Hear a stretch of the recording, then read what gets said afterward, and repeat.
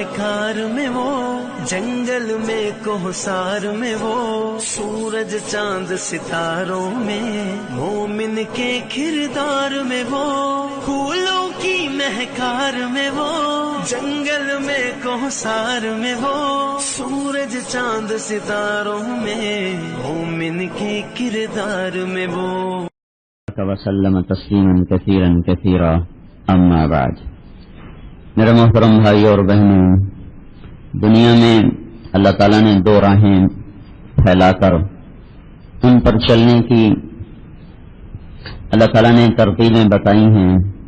ایک اس کا اپنا راستہ ہے جس کا نام اسلام ہے، اس پہ چلنے کی ترتیب بتائی ہے۔ ایک دوسرا راستہ ہے جس کا بنانے والا شیطان ہے۔ اللہ تعالیٰ نے شیطان کیا کرتا ہے اس کی ترتیبیں بھی بتائی ہیں۔ دونوں راستوں کے کیا کیا فوائد اور نقصان ہیں اللہ تعالیٰ نے واضح فرمائے ہیں۔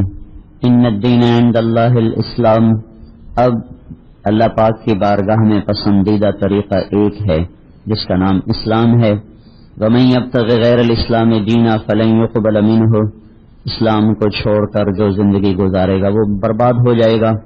چھوڑنے کے دو درجے ہیں، ایک انکار کر دینا، یہ کافر ہو گیا، یہ ہمیشہ کے لیے ہلاک ہے۔ ایک ماننے کے بعد پھر انکار کر دینا۔ اسلام کو تسلیم کیا، اللہ کی ذات کو مانا، اس کے نبی کتاب قرآن کو مانا، لیکن طریقے اپنے پسند کے گزارے، زندگی اپنی مرضی کی گزاری، یہ چھوٹا کفر ہے۔ نام مطلب بالکل ہی انکار کر دینا وہ بڑا کفر ہے۔ ماننے کے بعد پھر اپنی مرضی پہ چلنا یہ چھوٹا کفر ہے، کفر دون کفر۔ تو اللہ تبارک و تعالی نے اسلام کو دنیا میں زندہ کرنے کے لیے نبیوں کا سلسلہ چالو کیا، اور غلط راہوں کو زندہ کرنے کے لیے شیطانوں نے اپنا سلسلہ چالو کیا۔ شیطان نے اپنی ترتیب محنت بتائی کہ میں کیا کرتا ہوں، فَبِمَا أَغْوَيْتَنِي لَأَقْعُدَنَّ لَهُمْ صِرَاطَكَ الْمُسْتَقِيمَ، کہ تم نے مجھے جو اپنے دربار سے نکالا ہے تو میں نے یہ طے کیا ہے کہ اب میں تیری راہ جو تیرا سیدھا راستہ ہے جو تجھ تک پہنچاتا ہے وہاں میں چوکڑی مار کے بیٹھ جاؤں گا۔ لَأَقْعُدَنَّ، چوکڑی مار کے، وہ کہتے ہیں گوڈے ٹیک کے بیٹھ جانا، کہ بالکل ہلوں گا نہیں۔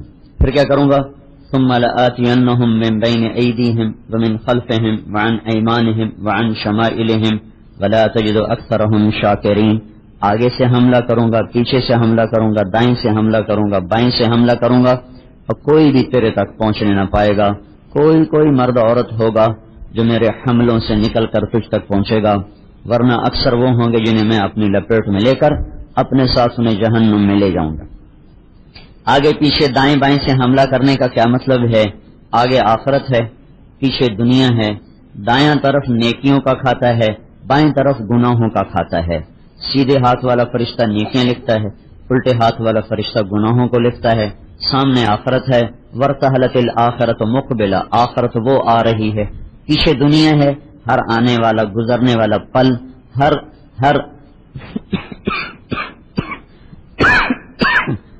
لیا جانے والا سانس وہ ہمیں آگے دھکا دے رہا ہے، دنیا کو پیچھے کر رہا ہے۔ تو دنیا پیچھے ہے، ارتحلت الدنیا مدبرہ، دنیا پیچھے آخرت آگے۔ تو وہ کہتا میں آگے سے حملہ کروں گا۔ آگے سے حملہ کرنے کا کیا مطلب ہے، آخرت کا انہیں منکر بنا دوں گا، آخرت ہے ہی کوئی نہیں، ہیہات لما توعدون، کچھ تو اس کا شکار ہو جائیں گے تو آخرت کے منکر ہو جائیں گے۔ اذا متنا وکنا ترابا وعظاما انا لمبعوثون، کوئی نہیں مر کے مٹی ہو گئے، کوئی نہیں اٹھنے والا۔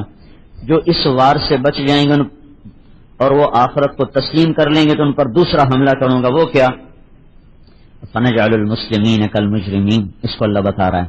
وہ کیا، ان سے کہوں گا اللہ بڑا غفور الرحیم ہے، اب ہی معاف کر دے گا، سب معاف کر دے گا، جو مرضی کرو، کوئی بات نہیں، اللہ بڑا غفور الرحیم ہے، سب معاف ہو جائے گا۔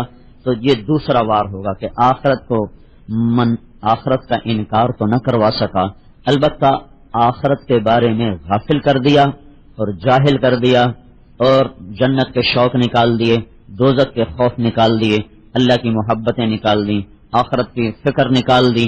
یہ اس کا دوسرا وار ہے۔ کچھ ادھر مارے گئے، زیادہ تو ادھر برباد ہو گئے۔ 4 ارب تو منکرین آخرت ہیں، 1 ارب جو مسلمان ہیں تو ان میں 99% پر وہ یہ وار کرنے میں کامیاب ہو گیا۔ یا آخرت کو سوچتے ہی نہیں، سوچتے تو کہتے کوئی بات نہیں، اللہ غفور الرحیم ہے، وہ معاف کر دے گا. تو پھر اللہ تعالیٰ اس کو سمجھانے میں لگنے لگا کہ ام نجعل المتقین کالفجار افنجعل المسلمین کالمجرمین. سنبھل کے چلو میرے بندے اور بندیوں، نیکی اور بدی برابر نہیں، اچھا اور برا برابر نہیں، تقوی والا اور فاسق اور فاجر برابر نہیں.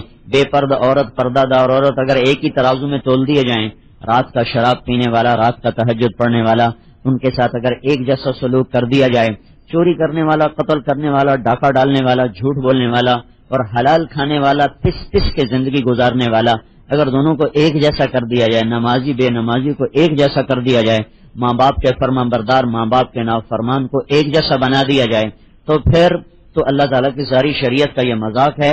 پھر تو امام حسین کا شہید ہونا بھی بیکار تھا، ان کے معصوم بچوں کے چھریوں کا چلنا بیکار تھا. اگر اللہ نے ابن زیاد اور شمر اور حسین کو ایک جیسا سلوک کر کے دینا ہے تو پھر کربلاؤں کے قائم کرنے کی ضرورت کیا تھی؟ بڑے نادان لوگ تھے جو ایسے بچے ذبح کروا گئے، اپنی جانیں قربان کروا گئے. تو اللہ یہ بات ہمیں سمجھاتا ہے کہ آخرت کے بارے میں خبردار رہو، وہ بہت بڑی زبردست زندگی ہے. القارعۃ ما القارعۃ، تمہیں خبر نہیں کہ وہ کانوں کے پردوں کو چیر دینے والی آواز کیا ہے؟ الحاقۃ ما الحاقۃ، یہ سارا مضمون آخرت کو سمجھانے کے لیے. الحاقۃ ما الحاقۃ، حقیقت بڑا خوبصورت، اللہ تعالیٰ نے انداز بڑا خوبصورت. حقیقت ایک لفظ آیا، حقیقت نہ آگے نہ پیچھے، ایک لفظ آیا. الحاقہ، حقیقت، ایک زور سے دھماکہ ہوا جیسے حقیقت. یہ لوگ جو ہے نا، بہت سے دوستوں سے سننے میں آتا ہے یہ تبلیغ والے حقائق سے منہ موڑ کے بھاگ جاتے ہیں، راہ فرار اختیار کرتے ہیں، حقائق سے منہ موڑ لیتے ہیں. حقائق سے کیا مراد ہے؟ بیوی بچے، کاروبار، روٹی پانی، پیسہ، یہ حقائق ہیں. اور آخرت وہ ذرا اندیکھا سودا ہے. تو ایک یہ صورت بڑی عجیب طرح شروع ہے نا، الحاقہ، اور یہاں آ کر وقت ہے، آیت ختم ہو رہی، ایک لفظ الحاقہ، حقیقت.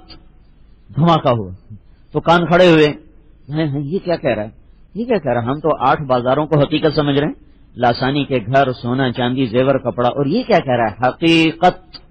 پھر دوبارہ ملحاقہ، ملحاقہ، آیت ختم ہو گئی.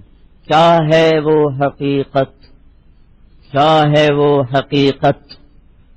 آدمی ہمیشہ حقائق کے پیچھے چلتا ہے نا، شراب کے پیچھے تو کوئی نہیں چلتا نا. سڑک پہ جو پانی نظر آتا ہے اس کے پیچھے کوئی دوڑتا ہے؟ ریت میں جو پانی نظر آتا ہے اس کے پیچھے کوئی دوڑتا ہے؟ کوئی بھی نہیں دوڑتا. حقائق کے پیچھے ہر کوئی دوڑتا ہے. تو اللہ تعالیٰ نے عجیب بندہ الحاقہ، حقیقت. پھر ایک دم کون کھڑے ہوئے، ملحاقہ، کیا ہے وہ حقیقت؟ کیا ہے وہ حقیقت؟ پھر تیسرا جملہ وما ادراک ملحاقہ، تمہیں پتہ چل بھی نہیں سکتا کہ اصل حقیقت ہے کیا. تو یہ تین لفظ بول کر الحاق، ملحاقہ، وما ادراک ملحاقہ، یہ کہہ کر اللہ نے کلام بدل دیا اور حیرت میں چھوڑ کر اللہ نے ایک اور بات بیچ میں شروع کر دی. سارے سامعین کو حیرت زدہ کرنے کے بعد آنکھیں پھٹی ہوں، جیسے کوئی ادھورا جملہ کہہ کے چپ ہو جانا تو اگلا انتظار، مطلب یہ اگلی بات کب کرے گا کب کرے گا. تو توجہ بڑھتی ہے نا، توجہ بڑھتی. تو 3 جملے بول کر حقیقت، کیا ہے حقیقت، تمہیں کچھ خبر بھی ہے کیا ہے وہ حقیقت. پھر ایک دم کلام بدل گیا اور اللہ نے بیچ میں کہا کذبت ثمود وعاد بالقارعہ فاما ثمود فاہلکوا بالطاغیہ واما عاد فاہلکوا بریح صرصر عاتیہ. اللہ تعالیٰ نے یوں کہا کہ تم سے پہلے کچھ قومیں تھیں جنہوں نے میری حقیقت کو جھٹلا کر یہ سونے چاندی کو حقیقت سمجھا اور اس کے پیچھے دوڑ پڑے. تو پہلے تم ان کا حال سنو، پھر میں تمہیں بعد میں بتاؤں گا حقیقت کیا ہے. ثمود آیا، عاد آئے، ثمود آئے اور انہوں نے آخرت کے دن کا انکار کیا. کذبت ثمود وعاد بالقارعہ، ادھر ہے نا القارعۃ ما القارعہ، یہاں ہے الحاقۃ ما الحاقہ. یہ دونوں ایک چیز ہیں، ایک چیز.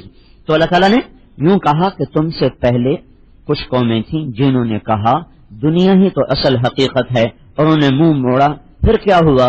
اما ثمود فاہلکوا بالطاغیہ، ثمود پر چیخ پڑی. واما عاد فاہلکوا بریح صرصر عاتیہ، قوم عاد پہ ہوا چلی اور چیخ کی جو آواز ہے نا، قوم ثمود پہ فرشتے نے چیخ ماری تو ان کے کلیجے پانی ہو گئے تھے، پتے پانی ہو، کلیجے پھٹ گئے، چہرے نیلے کالے ہو گئے تھے. اور ثمود پر اللہ نے ہوا کو چھوڑا تو اس میں قلع بازیاں کھاتے ہیں. کبھی آپ نے بگولے میں دیکھا جب ہوا کا بگولا اٹھتا ہے تو کیا ہوتا ہے اس میں وہ کاغذ ایسے ایسے گھوم رہے ہوتے ہیں. تو وہ قوم عاد اس میں ایسے گھوم رہی تھی ایسے گھوم رہی تھی. 7 راتیں 8 دن یوں ہوتا رہا یوں 7 لیال و 8 ایام. تو ان کو کیا کیا اما عاد فاہلکوا بریح صرصر عاتیہ سخر علیہم 7 لیال و 8 ایام حسوما فتر القوم فیہا سرعا. یہ دیکھو اونھے پڑے ہیں سر کٹ گئے دھڑ الگ ہو گئے. کأنہم اعجاز نخل خاویہ جیسے کٹی ہوئی کھجور ہوتی ہے. پھر اس کے بعد ایک اور بادشاہ آیا وجاء فرعون ومن قبلہ اس کے ساتھ اور بہت سی قومیں والمؤتفقات وہ متفقات کی قوم آئی. انہوں نے کیا کیا بالخاطئہ انہوں نے بھی یہی سنگین جرم دہرایا اور انہوں نے بھی اسی کے اندر دنیا کی حقائق کو حقائق سمجھا. تو پھر کیا ہوا فعصوا رسول ربہم پھر انہوں نے میرے حکموں کو توڑا میرے نبی کا سے منہ موڑا فاخذہم اخذۃ رابیہ تو میں نے انہیں زبردست طریقے کے ساتھ پکڑا. پھر انا لما طغى الماء حملناکم فی الجاریہ پھر نوح کی قوم کو ہم نے کشتی پہ بٹھا کر باقیوں کو تباہ و برباد کیا. لنجعلها لکم تذکرہ تاکہ تم سمجھو کہ حقیقت کسے کہتے ہیں. بتعیہا اور یاد کریں اذن واعیہ وہ کان جو لگ کے سن رہے ہوں جو توجہ سے سنیں گے انہیں یہ بات پتہ چلے گی. کیونکہ دیکھی چیز کو جھوٹ کہا جا رہا ہے اندیکھی چیز کو سچ کہا جا رہا ہے نظر آنے والی چیز کو فریب کہا جا رہا ہے نہ نظر آنے والی کو حقیقت کہا جا رہا ہے. تو اللہ تعالیٰ کہہ رہا وہ عبرت حاصل کرے گا جس کے کان کھلے ہوں گے. اب اتنی لمبی کہانی سنا کر پھر پہلے کلام کو اس کلام سے جوڑا. الحق ملحق وما ادراک ملحق حقیقت کیا ہے حقیقت کچھ خبر بھی ہے تمہیں خبر لگ بھی نہیں سکتی کیا ہے حقیقت. بیچ میں یہ کہانی کذبت ثمود وعاد بالقارعہ سے لے کر اب اللہ نے کہا فَإِذَا نُفِخَ فِي الصُّورِ نَفْخَةٌ وَاحِدَةٌ سنو اب تمہیں حقیقت سنانے لگا ہوں. وہ ایک آواز ہوگی آواز. پھر کیا ہوگا وَحُمِلَتِ الْأَرْضُ وَالْجِبَالُ یہ پہاڑ زمین اٹھ جائیں گے. فَدُكَّتَا دَكَّةً وَاحِدَةً انہیں ایک ضرب کے ساتھ زیر و زبر کر دیا جائے گا اور یہ تہ و بالا ہو جائیں. فَيَوْمَئِذٍ وَقَعَتِ الْوَاقِعَةُ اس دن وہ اصل حقیقت کھل کے سامنے آ جائے گی جس کو تم جھٹلاتے رہے. اذا وقعت الواقعہ فیومئذ وقعت الواقعہ الحاقۃ ما الحاقہ القارعۃ ما القارعہ وما ادراک ما یوم الدین ثم ما ادراک ما یوم الدین. ان سب نے مل کر آخرت کی زندگی کو یوں عیاں کر کے ہمارے سامنے پیش کیا کہ ایک ہیبت ناک زندگی آ رہی ہے. پھر کیا ہوگا فیومئذ وقعت الواقعہ آج وہ دن آ گیا. پھر کیا ہوا وانشقت السماء آسمان پھٹ گیا. وہی یومئذ واہیہ وہ پرزے ہو گیا. پھر کیا ہوا والملک علی ارجائها فرشتے بھی کناروں پہ دوڑ گئے. پھر کیا ہوا ویحمل عرش ربک فوقهم یومئذ ثمانیہ پھر اللہ کے عرش کو 8 فرشتوں نے اٹھایا اور تمہارے سروں کے اوپر آ کر عرش قائم ہو گیا. پھر کیا ہوا یومئذ تعرضون پھر تم قبروں سے ننگ دھڑنگ اٹھ کے باہر آ گئے. مرد بھی عورت بھی پھنسے ہوئے جڑے ہوئے ایسا پھنس کے میدان معاشر میں کھڑا کیا جائے گا کہ کندھا بھی نہیں ہل سکے گا پاؤں بھی نہیں ہل سکے گا. نیچے زمین تپتے ہوئے تانبے کی طرح اوپر سورج کی آگ برستے ہوئے شعلوں کی طرح اور جسم سے نکلنے والا پسینہ ہوگا مردار کی بدبو سے زیادہ گندا پسینہ ہر آدمی مرد عورت کے جسم سے نکلے گا. حضرت عائشہ نے عرض کیا رسول اللہ عورتیں بھی ننگی ہوں گی مرد بھی کہا ہاں کوا فضیحتا ہائے شرمندگی ہائے بے پردگی. تو ہمارے نبی نے کہا عائشہ الامر شدید اس دن ایسا خوف کا عالم ہوگا کوئی کسی کی طرف نظر اٹھا کے دیکھ نہیں سکے. پھر کیا ہوگا لا تخفى منکم خافیہ تم میں کوئی چھپنا چاہے گا چھپ نہیں سکے گا. پھر کیا ہوگا این المفر کوئی بھاگنا چاہے گا بھاگ نہیں سکے گا. پھر کیا ہوگا فانفذوا لا تنفذون الا بسلطان کوئی طاقت سے نکلنا چاہے گا تو طاقت سلب ہے نکل نہ سکے گا. لہذا اس دن تم اللہ کے دربار میں پکڑے جاؤ گے باندھے جاؤ گے جکڑے جاؤ گے. یوم نسیر الجبال جب پہاڑ ہٹ جائیں گے وتر الباردہ زمین ننگی ہو جائے گی. وحشرناہم اور ہم تم سب کو جمع کر دیں گے. فلم نغادر منہم احدا ایک بھی پیچھے نہ چھوڑا جائے گا. اب کیا ہوگا اب تمہارے صحف نشرت اللہ تعالیٰ فرمائے گا فائلیں کھول دو آج سب کی. یوم تبلی السرائر دنیا میں ہم پردے ڈالتے رہے آج پردے اٹھائے جائیں گے. فائل کھولو بیگم صاحب کی فائل کھولو شیخ صاحب کی فائل کھل رہی ہے بادشاہ کی وزیر کی فقیر کی مہتر و کہتر کی ادنا و اعلیٰ کی یہ کھل گئی. وَإِذَا الصُّحُفُ نُشِرَتْ فائلیں کھل گئیں ورق الٹے گئے کہا گیا اقرا کتابک، پڑھو پڑھو پڑھو، تمہاری ہے کسی اور کی ہے؟ کہے گا ما لہذا الکتاب لا یغادر صغیرۃ ولا کبیرۃ الا احصاها، ہائے ہائے ہائے، سب کچھ بیچ میں آ گیا، کوئی چیز بھی نہ چھپ سکی، نہ خلوت کی نہ جلوت کی، نہ اندھیرے کی نہ اجالے کی نہ دن کی نہ رات کی۔ اب کھول دو، اڑاؤ، اڑائے گئے، کسی کے سیدھے ہاتھ میں آیا فاما من اوتی کتابہ بیمینہ، تو ایک دم زور سے اس نے نعرہ لگایا، ہاں، وہ نعرہ لگائے گا ہاں، اس نعرے کو قرآن نے لفظ بنا دیا، کہے گا ہاں اقرؤوا کتابیہ، آؤ بھائی لوگوں دیکھو میرا پیپر ہے، میرا پیپر دیکھو، میرا پیپر دیکھو۔ اب یہ کیا ہوا کہ میں پاس ہو گیا، میں پاس ہو گیا، میں پاس ہو گئی، پاس ہو گئی، نمبر مل گئے پورے کے پورے۔ کیسے نمبر مل گئے؟ کإنی ظننت انی ملاق حسابیہ، مجھے پتا تھا اللہ نے میرا حساب لینا ہے، میں تیاری میں لگی رہی، میں کوشش میں لگی رہی، میں کوشش میں لگا رہا، تو اوپر سے اللہ کا جواب آئے گا فہو فی عیشۃ راضیہ فی جنت عالیہ قطوفها دانیہ، اسے اعلیٰ زندگی مبارک ہو، اسے جنت مبارک ہو، اسے عالی شان گھر مبارک ہو۔ اے میرے بندو کلو وشربو، کھاؤ اور پیو، ہنیا، مزے کے ساتھ، کھاؤ گے پخانا نہیں، پیو گے پیشاب نہیں، رہو گے موت نہیں، اور زندگی ہے اور پیچھے اس کے موت کا تعاقب نہیں ہے، جوانی اور بڑھاپا نہیں ہے، محبت ہے اور نفرت کوئی نہیں ہے، عروج ہے زوال کوئی نہیں ہے، بقا ہے فنا کوئی نہیں ہے، خوشی ہے غم کوئی نہیں ہے، اور روشنی ہی روشنی ہے، اندھیرے کوئی نہیں ہے، اور جوانی ہے بڑھاپا کوئی نہیں، صحت ہے بیماری کوئی نہیں ہے، ہاں ہر دم عروج ہے، کبھی آپس میں لڑائی نفرت جھگڑا، ہنی ان، یہ سب کچھ ہنی ان ہے۔ یہ کیوں کیا میرے مولا تو نے کہا بما اسلفتم فی الایام الخالیہ، جو تم نے فیصلہ باد کی زندگی میں مجھے راضی کیا، آج ہم نے تمہیں راضی کر دیا، چلو تم میزبان ہو اور تم مہمان ہو، ہم میزبان ہیں۔ تتنزل علیہم الملائکہ، فرشتے اترے، اللہ تخافوا، خوف نہ کرو، ولا تحزنوا، غم نہ کھاؤ، وابشروا بالجنہ، جنت کی بشارت ہو، التی کنتم توعدون، جس کا وعدہ کیا گیا، ولکم فیہا ما تشتہی انفسکم، جو چاہو گے ملے گا، ولکم فیہا ما تدعون، جو دعویٰ کرو گے ملے گا، نزلا من غفور الرحیم، یہ ایک لفظ ہے بڑا عجیب سا، نزل من غفور الرحیم، ولکم فیہا ما تشتہی انفسکم، جو تم چاہو گے اور ما تدعون، جو تم تمنا کرو گے، یہ سب کچھ پورا کر دیا جائے گا، نزل کسے کہتے ہیں؟ آپ کے گھر میں مہمان جب آتا ہے، دعوت کا اہتمام ہے اور کھانے پر دعوت ہے، ولیمے پر دعوت ہے، مہمان آ گئے تو آتے ہی آپ پہلے کوئی ٹھنڈا پانی پیش کرتے ہو، گرمیاں ہیں تو ٹھنڈا پانی، کوئی شربت، کوئی بوتل اور کوئی سکنجبین، کوئی دودھ سوڈا، سردیاں ہیں تو کوئی سوپ پیش کیا جاتا ہے، چائے پیش کی جاتی ہے۔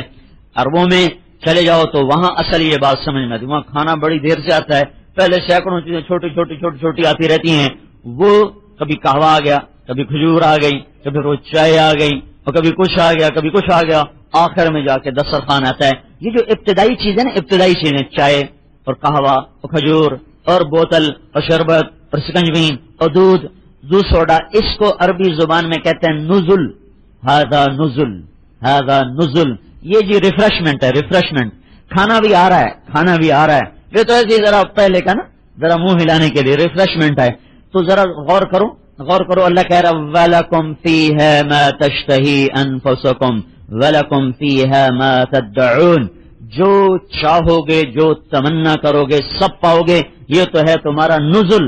تو مہمان نوازی کیا ہوگی اللہ تعالیٰ کی؟ یہ تو نزل ہے، نزل، ریفریشمنٹ، وہ شروع کی چائے پانی ہے، چائے پانی۔ تو جب اللہ اپنی ضیافت کا در کھولے گا، یہ تو ریفریشمنٹ کا حال ہے کہ جو چاہا ملا، جو تمنا کی ملا، جو سوچا وہ ملا، جو مانگا وہ ملا۔ جب اس کا نام اللہ تعالیٰ کہہ رہا ہے نزل، ابتدائی ریفریشمنٹ، تو جب اللہ ضیافت کے در کھولے گا تو اپنی کیا کیا کیا کیا قدرتوں کا اظہار فرما کے تمہیں راضی کر دے گا۔ ہنیئا بما اسلفتم فی الایام الخالیہ۔ اور کیا ہوگا؟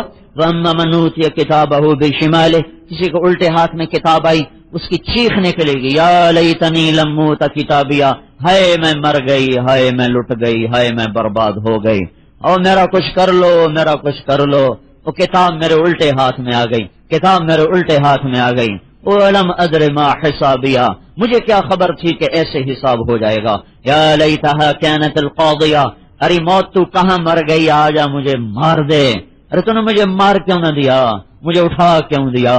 من بعثنا من مرقدنا، ہمیں کیوں اٹھا دیا؟ موت ہی بہتر تھی. ما اغنا عنی مالیا، نہ پیسہ کام آیا. ہلک عنی سلطانیہ، نہ دولت کام آئی. ایک تو یہ اس کا ہے رونا دھونا، اوپر سے اللہ کی ادھر کیا تھا؟ ادھر اللہ نے کیا کہا تھا؟ فَهُوَ فِي عِيشَةٍ رَاضِيَةٍ فِي جَنَّةٍ عَالِيَةٍ. ادھر اللہ نے کیا کہا؟ خُذُوهُ، پکڑو، فَغُلُّوهُ، جکڑو، ثُمَّ الْجَحِيمَ صَلُّوهُ، پھر سے جہنم کی آگ میں بھونو. ثم فی سلسلۃ ذرعها 70 ذراعا فاسلکوه، پھر سے زنجیروں میں پرو دیا جائے، پرو دیا جائے. جب اللہ تعالیٰ کہیں گے نا خذو، پکڑو، تو مردوں کو فرشتے یہاں سے پکڑیں گے، جبڑے میں ہاتھ ڈالیں گے، نیچے والا جبڑا یہاں سے پکڑ کر جو کھینچیں گے نا سارا جبڑا باہر نکل جائے. اور کسی عورت کے بارے میں حکم ہوگا تو اس کو سر کی چوٹیوں سے پکڑیں اور ایسے جھٹکا دیں گے، وہ گھسٹتی ہوئی وہ جائے گی، وہ کہے گی رحم کرو رحم کرو. مرد کہیں گے رحم رحم، تو فرشتے کہیں گے تم پر رحمان نے رحم نہیں کیا، ہم کہاں سے رحم کر سکتے. تو میرے بھائی اور بہنوں، اللہ تعالیٰ حقیقت بتا رہا. حقیقت کیا ہے؟ حقائق کیا ہیں؟ اصل حقیقت آخرت، اصل حقیقت جنت اور جہنم، اصل حقیقت اللہ کی ذات ہے، ابدی باقی دائمی سرمدی. دو راستے بتائے ہیں، ایک اسلام کا راستہ ہے، ایک شیطان کا راستہ ہے. وہ حملہ بتا رہا ہے آخرت کے بارے میں بے خبر کر دوں گا. اگر آخرت کے بارے میں چوک گیا، ثم من بین ایدیہم ومن خلفہم، پیچھے سے وار کروں گا. پیچھے سے وار کیا ہے؟ دنیا. دنیا کے بارے میں کیا کروں گا؟ دنیا کا عاشق بنا دوں گا، دنیا کا دیوانہ بنا دوں گا، دنیا کا پاگل کر دوں گا. کپڑوں کی دوڑ، زیور کی دوڑ، میک اپ کی دوڑ.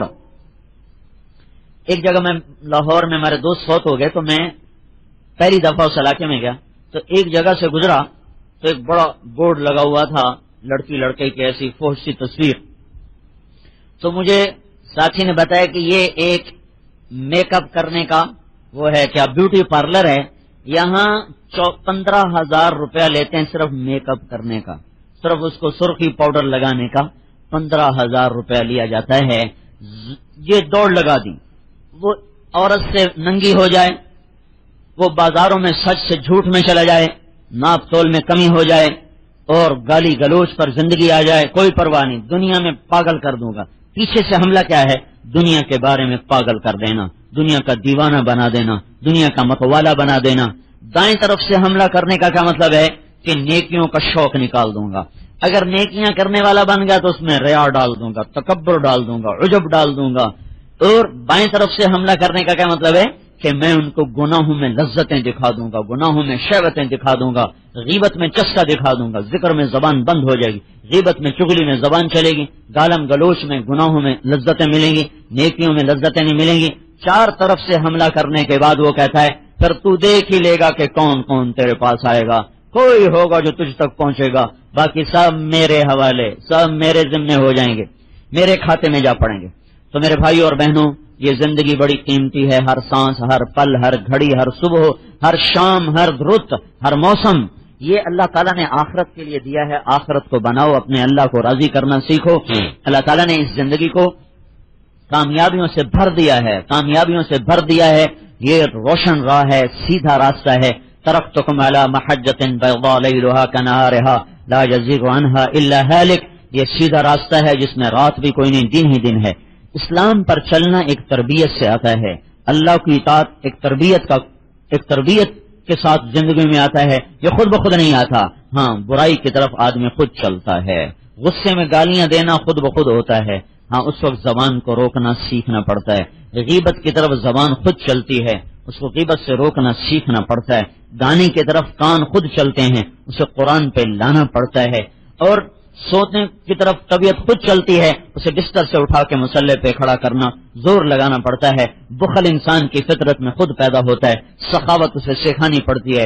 حرص خود پیدا ہوتا ہے، ایثار اسے سکھانا پڑتا ہے. تو اسلام ایک زندگی ہے جس کو سیکھا جاتا ہے، جس کے سیکھنے کے لیے اللہ تعالیٰ نے 1.25 لاکھ نبیوں کو بھیجا. 1,24,000 نبی آئے.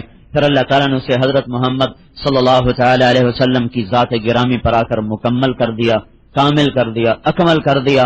اور اللہ تعالیٰ نے کہا الیوم اکملت لکم دینکم واتممت علیکم نعمتی ورضیت لکم الاسلام دینا. ہم نے تمہارے لیے اسلام کو مکمل کر دیا ہے، کامل کر دیا ہے، اکمل کر دیا ہے. اب یہ قیامت تک کے لیے نجات کا راستہ ہے. اس کے سوا جو جہاں سے آئے گا وہ ہلاک ہو جائے گا، برباد ہو جائے گا. دین جو زندگی میں آتا ہے یہ پیسے سے، حکومت کی طاقت سے نہیں آتا، حکومت کے ڈنڈے سے اسلام نہیں آتا. حکومت چلو نماز پر دکانیں بند کرا دے گی تو اندر عورتوں کو نماز کون پڑھائے گا؟ اور حکومت نے روزے کے میں ہوٹل بند کر دیے تو اندر کھانا کھانے والوں کو کون روکے گا؟ اور حکومت نے باہر تو اسلام نافذ کر دیا، اندر ماں کی خدمت کون سے سپاہی آ کے کرائیں گے؟ باپ کا ادب کون کروائے گا؟ بیوی سے حسن سلوک کون سکھائے گا؟ بچوں کی تربیت کون سکھائے گا؟ زبان پہ سچ کون لائے گا؟ راتوں کو کون رونے والا بنائے گا؟ تنہائی میں اللہ کو یاد کرنے والا کون بنائے گا؟ سراسر اسلام اندر سے چلتا ہے، باہر کی طاقت سے نہیں چلتا. پنکھے کا تار کاٹ دو، اب اس کی منت کرو پھر بھی نہیں چلے گا، ڈنڈے دکھاؤ پھر بھی نہیں چلے گا، جوتے مارو پھر بھی نہیں چلے گا، کیونکہ تم نے اس کی روح کو ختم کر دیا ہے. اس کے تار کو جوڑ دو پھر تمہارے اشارے سے چلے گا، بٹن دباؤ گے چلے گا، بٹن دباؤ گے بند ہو جائے گا. جب دل کا تار اللہ سے جڑ جاتا ہے تو سارا وجود اسلام میں ڈھل جاتا ہے. جب دل کا تار اللہ سے کٹ جاتا ہے تو کوئی دنیا کی حکومت اس معاشرے کو اسلام پہ نہیں لا سکتی. ان کو دین پہ لانے کے لیے اللہ تعالیٰ نے ایک نظام، ایک ترتیب کو بتایا ہے جو ہر مسلمان کرے گا تب جا کر دین دنیا میں آئے گا. اس لیے اللہ تعالیٰ نے جب اپنے نبی کو پیش کیا دھن دولت پیش کیا تو انکار کر دیا، اور جب قوم نے پیش کیا انکار کر دیا کہ نہیں مجھے نہیں چاہیے. اللہ تعالیٰ نے پیش کیا. آپ صفا پہاڑی پر کھڑے تھے تو آپ نے کہا جبریل آج تو آل رسول کے گھر میں ایک مٹھی جو نہیں پکانے کے لیے، ایک مٹھی آٹا نہیں پکانے کے لیے. تو ایک دم ایک دھماکہ ہوا اور اسرافیل علیہ السلام نازل ہوئے. ان کے ہاتھ میں تھال تھا اور وہ ریشمی رومال سے ڈھکا ہوا تھا. تو آپ نے آ کر عرض کی یا رسول اللہ ان ربک سمع کلامک وبعثنی الیک میں مفاتیح خزائن الارض. آپ کے رب نے آپ کی بات کو سنا ہے اور مجھے آپ کی خدمت میں ساری کائنات کے خزانوں کی چابیاں دے کر بھیجا ہے، اور مجھے کہا ہے کہ میں آپ کی خدمت میں پیش کروں کہ ان اسیر معک جبال تہامہ ذهبا وفضة وزمردا ویاقوتا فعلت. مجھے حکم دیا گیا ہے کہ عرب کے سارے پہاڑ سونا چاندی زمرد یاقوت بنا کے آپ کے ساتھ چلا دیے جائیں. اپنی جگہ نہیں کھڑے رہیں گے، آپ کے ساتھ ساتھ چلیں گے. جدھر آپ چلیں گے سونے چاندی کے پہاڑ آپ کے دائیں بائیں سفر کریں گے. عبدن رسولہ اور ملکن رسولہ.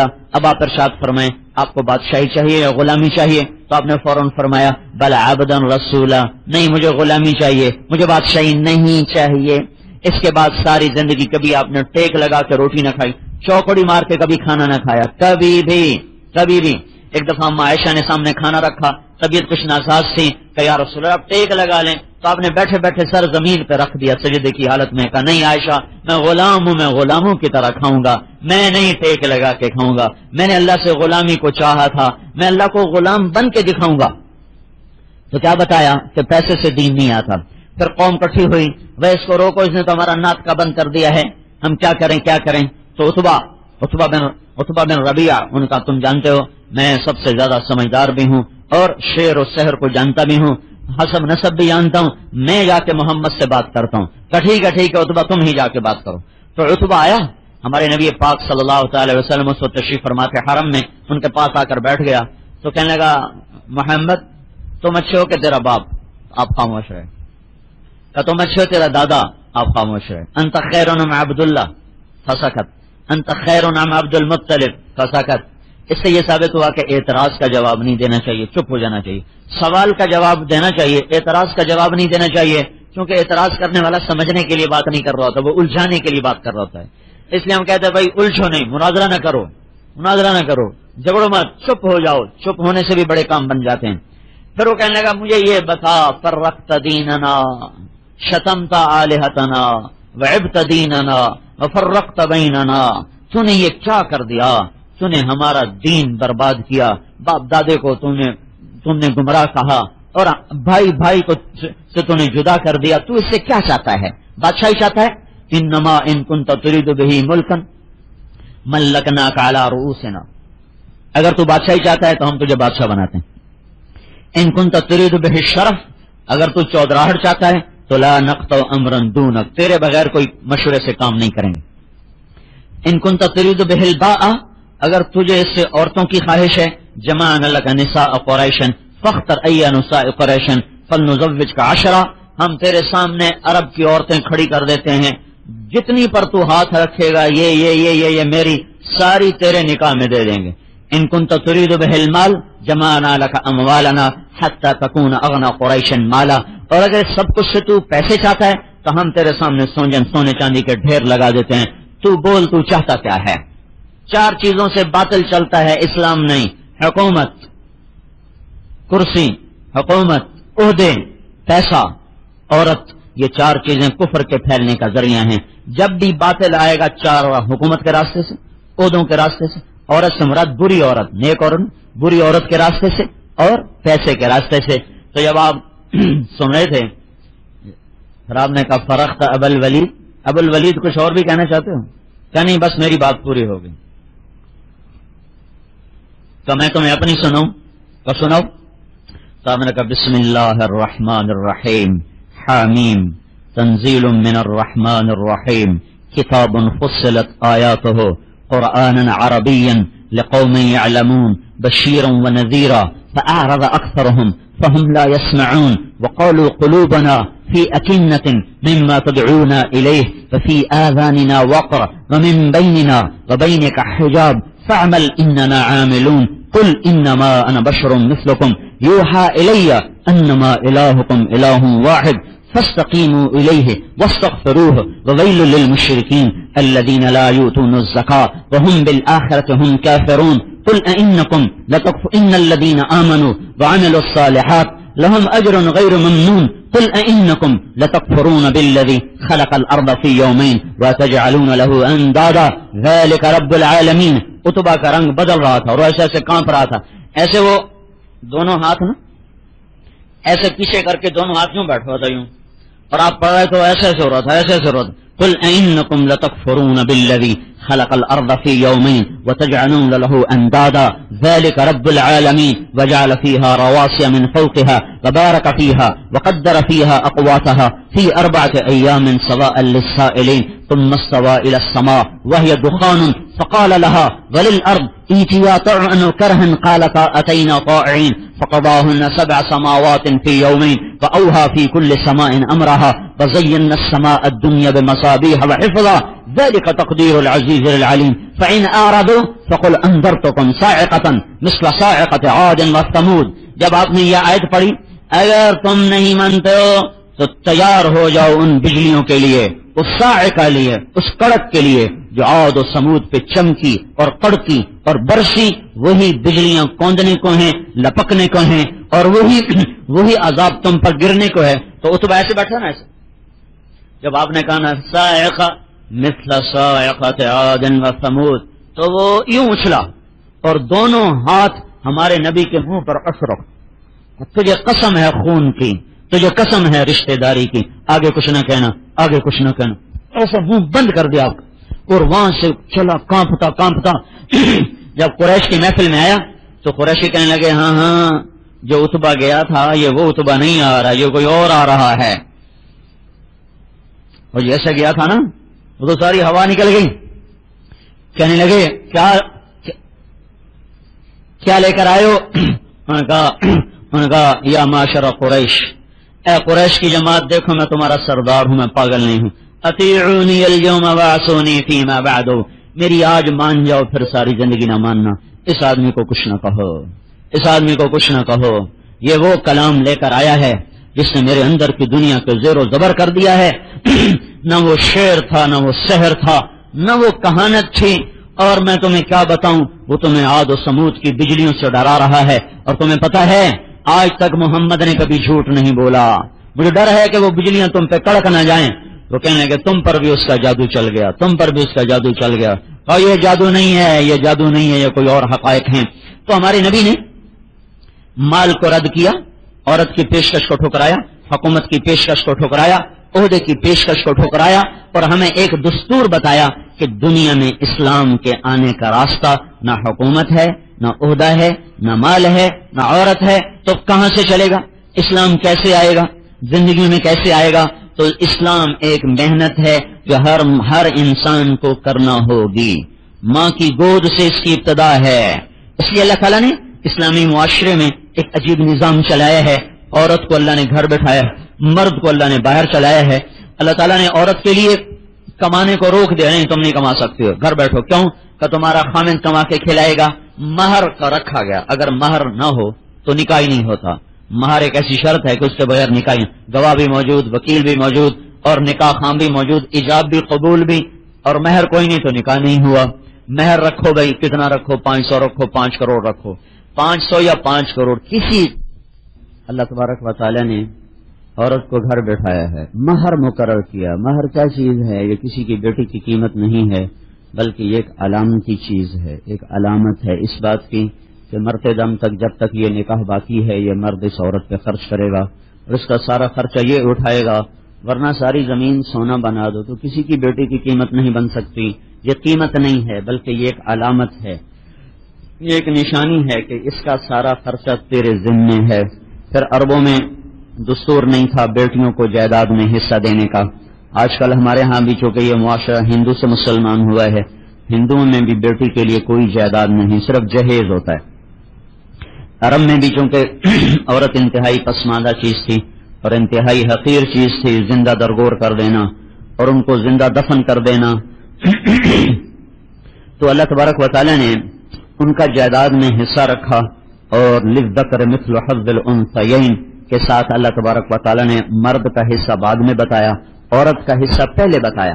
حالانکہ ہونا تھا کہ للانثی مثل حظ نصف حظ الذکر, ایک لڑکی کو دو جتنا ایک لڑکے کو دیا جاتا ہے اس کا آدھا, لیکن اللہ تعالیٰ نے ایک ترتیب اس طرح بتائی کہ جتنا 2 لڑکیوں کو دیا جاتا ہے اتنا ایک لڑکے کو دیا جائے. اس میں لڑکی کے حق کو پہلے بتایا اور بیٹے کے حق کو بعد میں بتایا گیا. پھر جس میاں بیوی کے حقوق میں اللہ تعالیٰ نے عورت کا حق پہلے بتایا, خامند کا حق بعد میں بتایا. وَلَهُنَّ مِثْلُ الَّذِي عَلَيْهِنَّ بِالْمَعْرُوفِ, ان عورتوں کا تم پر حق ہے جیسے کہ تمہارا ان عورتوں پر حق ہے. ان عورتوں کا تم پر حق ہے جیسے کہ تمہارا عورتوں پر حق ہے. تو اللہ تعالیٰ نے عورت کا حق پہلے اس لیے بتایا کہ عام طور پر چونکہ مرد حاوی ہوتا ہے تو زیادتی اس کی طرف سے ہوتی ہے اور سختی اس کی طرف سے ہوتی ہے. طلاق کا حق بھی خامند کو حاصل ہے, تو 4 شادیاں کرنے کی بھی اس کو اللہ تعالیٰ نے اجازت دی ہے. تو عام طور پر بہت کم لوگ ہیں جو اپنی بیویوں کے ساتھ صحیح سلوک کر پائیں یا ان کو شریعت کے پیمانے کے مطابق لے کے چل سکیں, ورنہ رواج میں ہر کوئی چل رہا ہے رواج میں. اور رواج تو آج کا بڑا ظالم ہے, نہ بیوی کو پتا ہے اپنی حد کا, نہ خامند کو پتا ہے, نہ ساس کو پتا ہے, نہ سسر کو پتا ہے. تو عجیب و غریب سا معاشرہ وجود میں آیا ہوا ہے. وہ خامند جو اپنی بیوی سے کہتا میرے ماں باپ کی تو نے 100% خدمت کرنی, اپنی بیوی کے ماں باپ کو ذلیل کرتا ہے اور اپنے ماں باپ کی پوری عزت مانگتا ہے, میری ماں کی بھی خدمت کر, میرے باپ کی بھی خدمت کر, ان کے سامنے چوں نہ کر, چرا نہ کر. حالانکہ خدمت تو بیٹے کے ذمے ہے, بیوی کے ذمے اس کے ماں باپ کی خدمت کوئی نہیں, ان سے پوری خدمت کرواتا ہے. اور بیوی کے ماں باپ کو ذلیل نظروں سے دیکھتا ہے, گھٹیا نظروں سے دیکھتا ہے, کبھی کوئی بکتا ہے, کبھی کچھ بکتا ہے, کبھی کچھ بکتا ہے. تو ایک بڑا ان بیلنس ہے.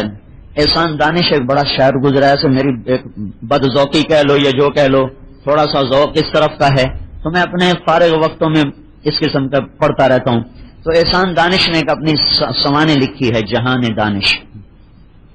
وہ لکھتا جب میری ماں بیمار ہوئی تو میں نے اپنی بیوی کو اس کے قریب نہیں آنے دیا. میں نے کہا نہیں نہیں نہیں نہیں نہیں, یہ دولت صرف میرے لیے ہے, تو اس میں شریک نہیں ہو سکتی. تو مرتے دم تک میں اپنی ماں کا نوکر بن کے جیا, اور وہ اس کا پیشاب خطا ہو جاتا تھا بستر پر ہی.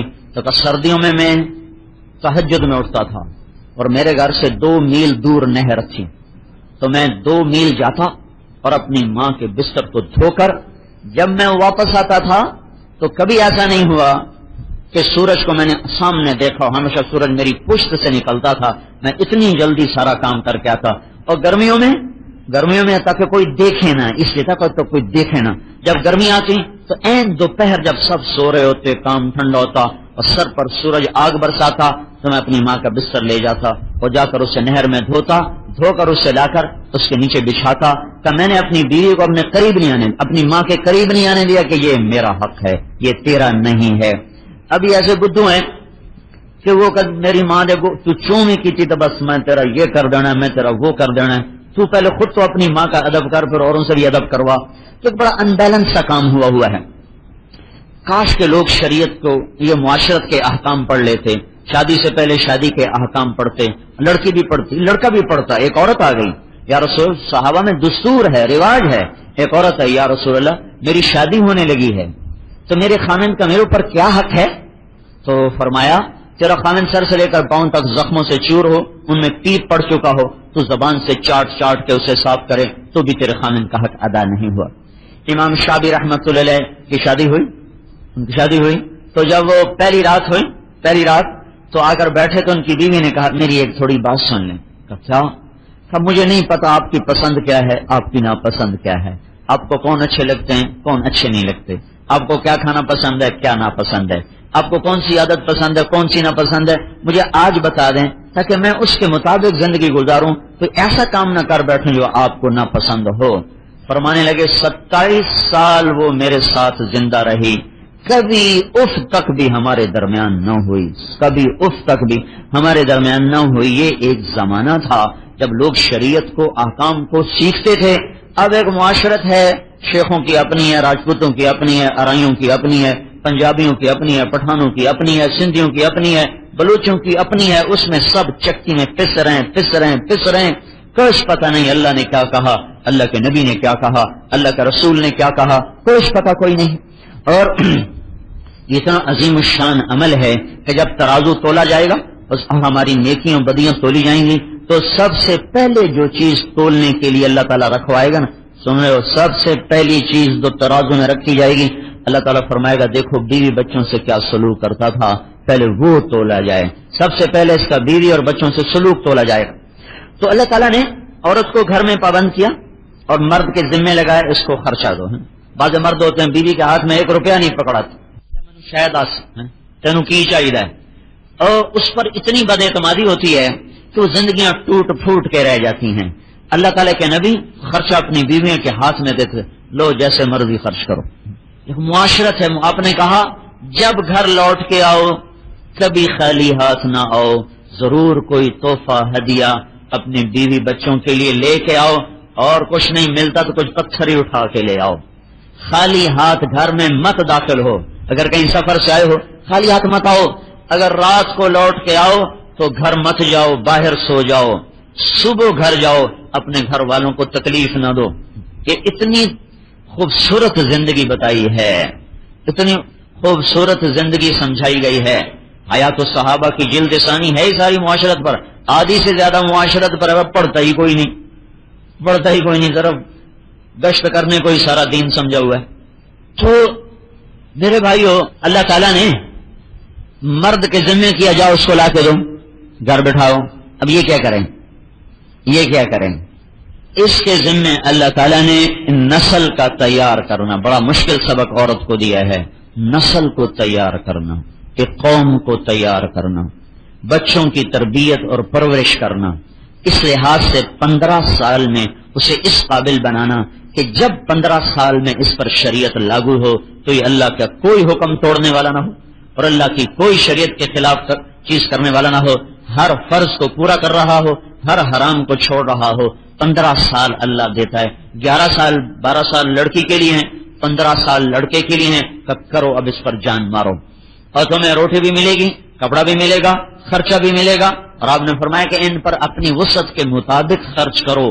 اور آپ نے فرمایا یہ دنیا ایک مختصر سا ساز و سامان ہے، اس میں سب سے بہترین جو سامان ہے وہ نیک عورت ہے، وہ نیک بیوی ہے، جو اس کائنات کا سب سے اعلیٰ ساز و سامان ہے. اور اللہ تعالیٰ نے فرمایا کہ من آیاتہ ان خلق لکم من انفسکم ازواجا لتسکنوا الیہا، ہم نے تمہیں مرد عورت بنایا اور تمہیں آپس میں جوڑا جوڑا بنا کے نکاح کے بندھن میں تمہیں باندھا تاکہ تم سکون حاصل کر سکو. سکون کیسے آتا ہے؟ وہ پیسے سے نہیں آتا، وہ اچھے اخلاق سے سکون آتا ہے اور محبت کے بول سے سکون آتا ہے. ایک دوسرے پر اعتماد کرنے سے سکون پیدا ہوتا ہے.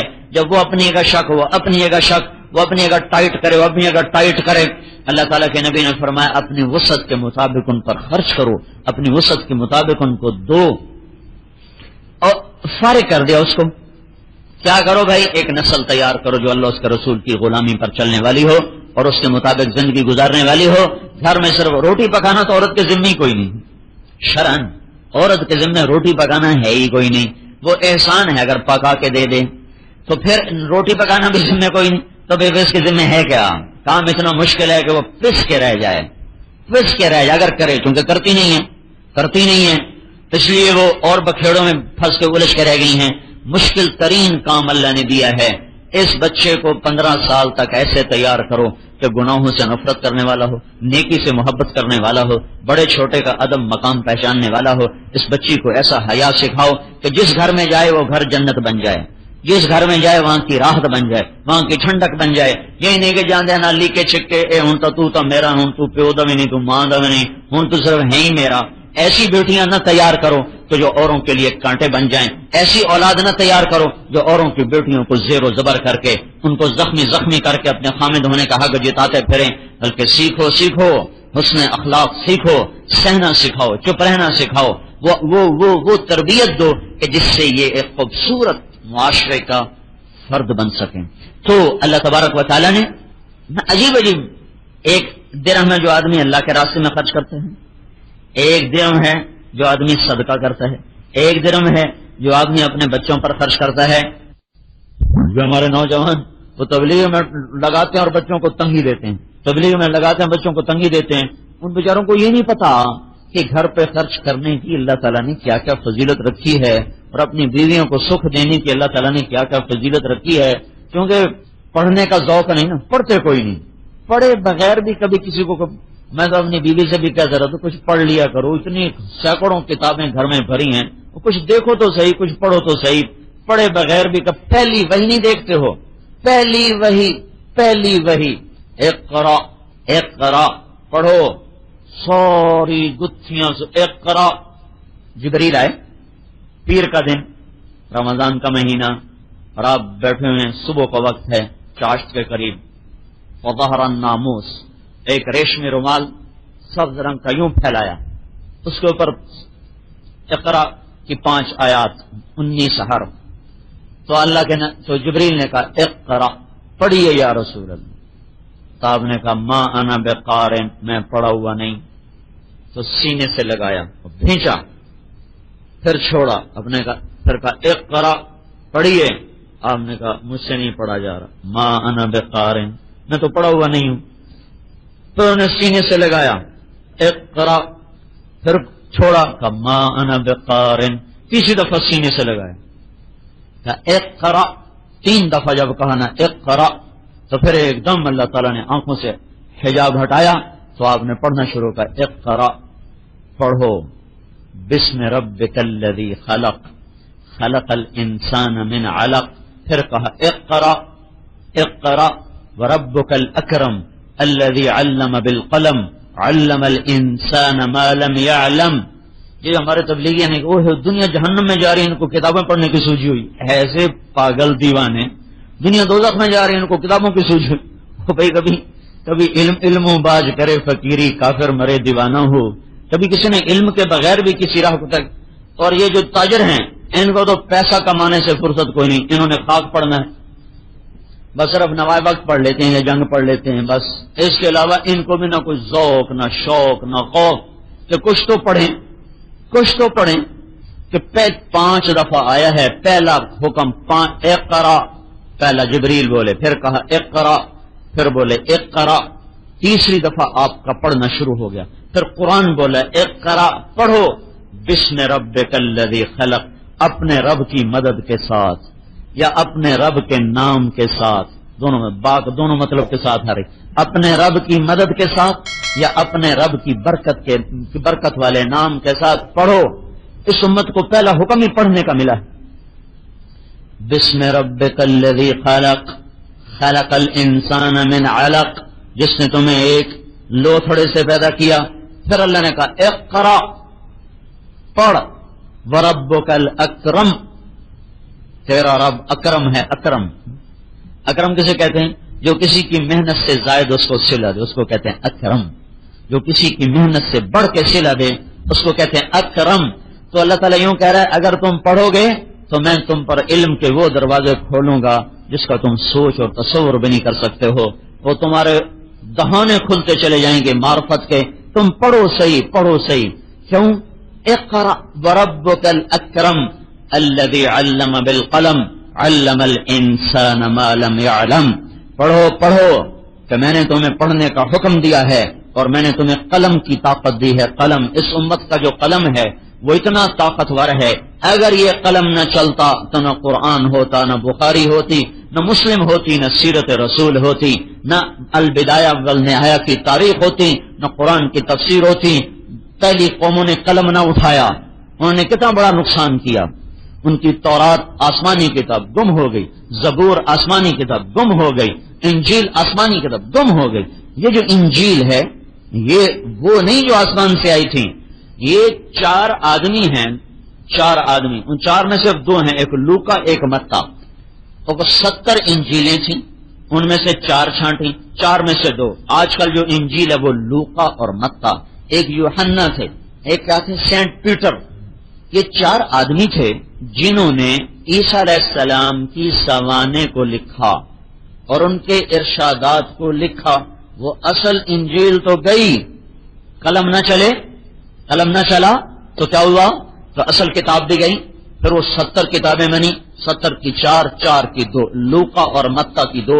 لوکا بھی ایک ان کے بڑے آدمیوں میں سے تھے، متا بھی ان کے بڑے آدمیوں میں سے تھے۔ انہوں نے اپنی یادداشت پر اس کو لکھا اور ختم۔ لیکن اللہ نے پہلا حکم جب قلم کا دیا کہ اقرأ وربک الاکرم الذی علم بالقلم، اپنے بچوں میں علم کا ذوق پیدا کرو، علم کا شوق پیدا کرو، کتابیں پڑھنے کا ذوق پیدا کرو۔ خالی ان کو سکول کا کام کر لیا، ہوم ورک کر لیا، بس اسی کا ذوق پیدا کر دیا، ان کو پیسے پہ لگا دیا، کمائی پہ لگا دیا۔ جب علم نہ ہوگا تو زندگی کی راہوں کا پتہ کیسے چلے گا؟ علم کا نور نہ ہوگا، علم کی روشنی نہ ہوگی تو اللہ کی معرفت کے راستے کیسے طے کیے جائیں گے اور جنت اور جہنم کے حقائق کیسے معلوم ہوں گے؟ کہا قلم پکڑاؤ۔ اس امت نے قلم پکڑا، پھر قلم پکڑا اور پھر اس قلم کو چالو کیا اور جاری کیا اور آج تک وہ قلم ہاتھ میں ہے۔ اقرأ وربک الاکرم الذی علم بالقلم۔ اللہ تعالیٰ نے اس امت سے یہ خصوصی کام لیا کہ زندگیاں گزار دی لوگوں نے چٹائی پہ بیٹھ کے لکھ لکھ لکھ لکھ۔ کتنے علماء ایسے آئے ہیں جنہوں نے شادی نہ کی، علم کا ایسا ذوق لگا، شادی نہ کی۔ سب سے بڑے مفسر ابن جریر، تاریخ کے بھی تفسیر کے بھی، ان کی تفسیر کے بغیر کوئی تفسیر لکھ نہیں سکتا۔ انہوں نے علم کے ذوق میں شادی نہیں کی تھی، ساری رات لکھتے رہتے تھے، ساری رات چراغ کی لو پر بیٹھ کے لکھتے رہتے۔ فارابی نے کوئی 80 سال کی عمر پائی، 60 علموں پر عبور حاصل کیا، 60 علوم پر عبور حاصل تھا اور شادی نہ کی۔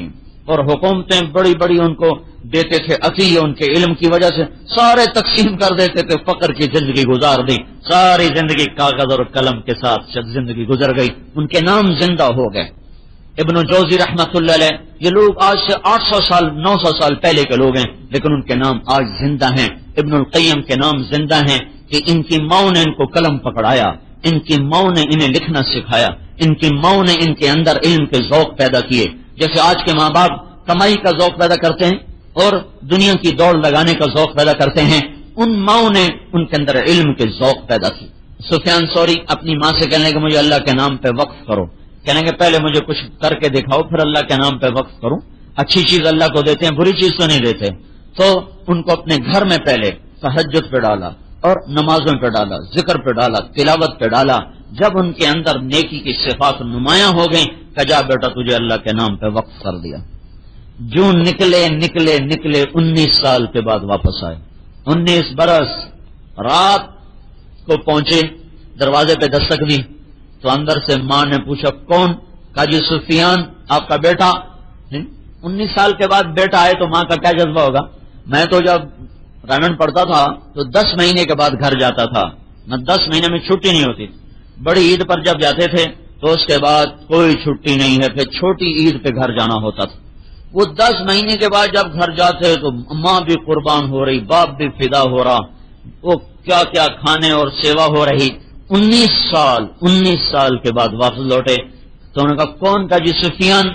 کہا واہ واہ، میں تو تمہیں اللہ کے نام پہ وقف کر چکی ہوں، اور جو چیز وقف کر دی جائے اس کا تو واپس لینا ہی جائز کوئی نہیں، جا یہیں سے واپس چلا جا، قیامت کے دن اب تجھ سے ملوں گی، تجھے اللہ کو دے دیا ہے، تجھے اللہ کو دے دیا ہے، اب قیامت کے دن ملاقات ہوگی۔ یہ وہ بنیادیں تھیں جس پر وہ نسل اٹھی. پھر اللہ تعالیٰ نے سفیان کو ایسا سفیان بنایا. انہوں نے ابو جعفر منصور کے خلاف فتویٰ دیا. وہ زبردستی بیعت لیتا تھا کہ یہ بیعت حرام ہے، بیعت حرام ہے. وہ بیعت لیتا تھا، میں آپ کے ہاتھ پر بیعت کرتا ہوں، اگر میں بیعت توڑوں تو میری بیوی کو 3 طلاق. یہ اس کے ساتھ وہ کرتا کہ یہ بیعت حرام ہے. تو ابو جعفر منصور کو پتا چلا. انہوں نے کہا یہ مکہ میں رہتے تھے. انہوں نے کہا میں آ رہا ہوں، سولی تیار کر دی جائے حرم کے باہر، میرے آتے اس کو سولی پہ لٹکا دیا جائے. ایک کون ہے ہمارے خلاف فتوی دینے والا؟ تو یہ لیٹے ہوئے تھے حتیم میں لیٹے ہوئے تھے سفیان بن عیینہ. یہ ایک اور ہیں، یہ سفیان ثوری ہیں، وہ سفیان بن عیینہ ہیں. وہ بھاگے آئے، کہنے کہ سفیان جان بچاؤ، بھاگ جاؤ. کہ کیا ہوا؟ کہ ابو جعفر تیری گرفتاری کا حکم دے چکا ہے، تیرے لیے سولی تیار کی جا رہی ہے اور اس کے آنے کے بعد تمہیں حرم سے باہر سولی پہ لٹکایا جائے گا. اب قد فعل ذلک، کیا واقعی اس نے یہ کہا ہے؟ کہ بالکل حکم آ چکا ہے. حتیم سے اٹھے اور آ گئے وہاں پر، ملتزم پر آ گئے اور یوں ہاتھ رکھ، یا اللہ اگر تو نے ابو جعفر کو کیسا بول ہے، اللہ سے کہہ رہے ابو جعفر طائف کے پہاڑوں سے نیچے اترا، سامنے حرم چند میل ہے، بیٹھا لڑک کے مر گیا. ابو جعفر منصور کی قبر طائف اور مکے کے درمیان کسی پہاڑ کے دامن میں ہے، کسی کو کچھ پتہ نہیں وہ کہاں جا کے سو گیا، ظلم و ستم کے پہاڑ توڑنے والا. تو اللہ تعالیٰ نے عورت کو گھر بٹھایا ہے، بیکار نہیں، برتن دھونے کے لیے نہیں، کپڑے دھونے کے لیے نہیں. یہ اضافی کام ہے، عورتوں کے اضافی کام ہے. ذمے کوئی نہیں ہے. میرے ماں باپ کی خدمت میرے ذمے ہے، میری بیوی کے ذمے کوئی نہیں ہے. وہ دودھ پلانا اس کے ذمہ نہیں تھا. علی المولود لہ رزقہن و کسوتہن، تمہارے ذمے ہے، کرو. تو اگر اتنے کاموں سے فارغ کیا ہے تو ذمے کیا لگایا ہے؟ وہ کہ اولاد کو تیار کرو، ان کو اللہ کے حکموں پہ مر مٹنے والا بناؤ، ان کے اندر حلال اور حرام کی تمیز پیدا کرو، ان کو صحیح مسلمان بناؤ. بیٹیوں نے باہر جانا ہے، انہیں اس قابل بناؤ کہ آگے کے لیے ٹھنڈک بنے. تمہارے بیٹے نے کسی کی بیٹی کے ساتھ چلنا ہے، اسے اس قابل بناؤ کہ کسی کے جذبات احساسات کا خیال کر کے چل سکے. کیونکہ اس لائن سے تربیت کوئی نہیں. بیٹا جوان شادی کرو، پتر کماؤ بن گیا شادی کرو، دی وڈی ہو گئی شادی کرو. یہ تو دیکھو اس کے اندر کچھ پیدا بھی ہوا ہے. ایک نئی نسل کو لے کے چل سکیں گے، ایک دوسرے کے جذبات احساسات کی رعایت کر سکیں گے. بہترین اخلاق وہ ہیں جو گھر والوں کے ساتھ ہوتے ہیں. بہترین مسلمان وہ ہے جو گھر والوں کے ساتھ صحیح مسلمان بن کے چلتا ہو. بیوی خامند کے ساتھ، خامند بیوی کے ساتھ. ایک صحابی سفر پہ جا رہے تھے، اپنی بیوی سے کہا گھر میں ہی رہنا. جیسے کوئی ایسے عام جملہ، بھائی ذرا گھر میں ہی رہنا، گھر کا خیال کرنا. وہ چلے گئے سفر میں، پیچھے ان کے ابا بیمار ہو گئے پچھلی گلی. تو انہوں نے پیغام بھیجا، یا رسول اللہ میرے ابا بیمار ہیں، میرے خامند کہہ گئے تھے گھر میں ہی رہنا، تو میں کیا کروں؟ تو آپ نے کہا تو گھر میں رہے، ایسے کی خامند کی اطاعت کر. حالانکہ میں اب بھی قسم اٹھا رہا ہوں کہ اللہ کی قسم ان کا یہ منشا نہیں تھا، ایک محاورہ تھا، محاورہ بس ذرا گھر کا خیال کریں، گھرے ہی رہیں. اس کا مطلب یہ تو نہیں کہ وہ باپ سے ملنے نہ جائے. لیکن میں قربان جاؤں اس خاتون پر کہ جس نے اس کے ظاہری بول کو بھی یہ پانی لگایا. اور اللہ کے نبی نے امتحان لے لیا کہاں گھر میں رہو. پھر وہ سکرات آ گئے، مرض الموت آ گیا. کہا یا رسول اللہ اب تو مر رہے ہیں، اب کیا کروں؟ آپ نے کہا اب بھی گھر رہو. پھر وہ مر گئے. منہ دیکھنا کتنی بڑی تمنا ہوتی ہے اولاد. پھر انہوں نے کہا یا رسول اللہ چلی جاؤں؟ کہا نہیں گھر رہو. وہ گھر میں رہیں. مرنے والا صحابی ہے، جنازہ حضور نے پڑھایا ہے. ان کے اپنے صحابی ہونے کا مرتبہ کوئی تھوڑا ہے، اور نبی کا جنازہ پڑھانا اس پر زائد چیز ہے. لیکن جب ان کو دفن کر کے آیا تو آپ نے کہا اور بچی سے کہو تیری اس صبر پر اللہ نے تیرے باپ کو جنت دی ہے. صحابی ہونے کی وجہ سے نہیں کہا کہ تیرے اس عمل پر اللہ نے تیرے باپ کو جنت دی ہے. تو جن بنیادوں پہ نسل کو اٹھانا ہوتا ہے اس پہ پہلی چیز ایمان ہے. یا بنی لا تشرک باللہ، یہ پہلی چیز ہے کہ ان کے دل میں اللہ اتر جائے. اللہ کی ہیبت، جلال کی بریائی، عظمت، جبروت جو ان کے دلوں میں گڑ جائے، اتر جائے. کیونکہ اللہ کا لفظ ایک ناآشنا لفظ بن گیا ہے. اللہ کی ہیبت وہ دلوں سے نکلی ہوئی ہے، ماں باپ کے دل سے بھی نکلی ہوئی ہے، اولاد کے دل سے بھی نکلی ہوئی ہے. حالانکہ کائنات ساری کی ساری باہر سے لے کر بر، زمین سے لے کر آسمان، اور سرا سے لے کر سریا، اور ناری اور نوری اور آبی اور خاکی، یہ ساری کی ساری کائنات اللہ تعالیٰ کی ایک مٹھی میں ہے. الارض جمیعا قبضته یوم القیامہ، آسمان اس کی مٹھی میں ہے.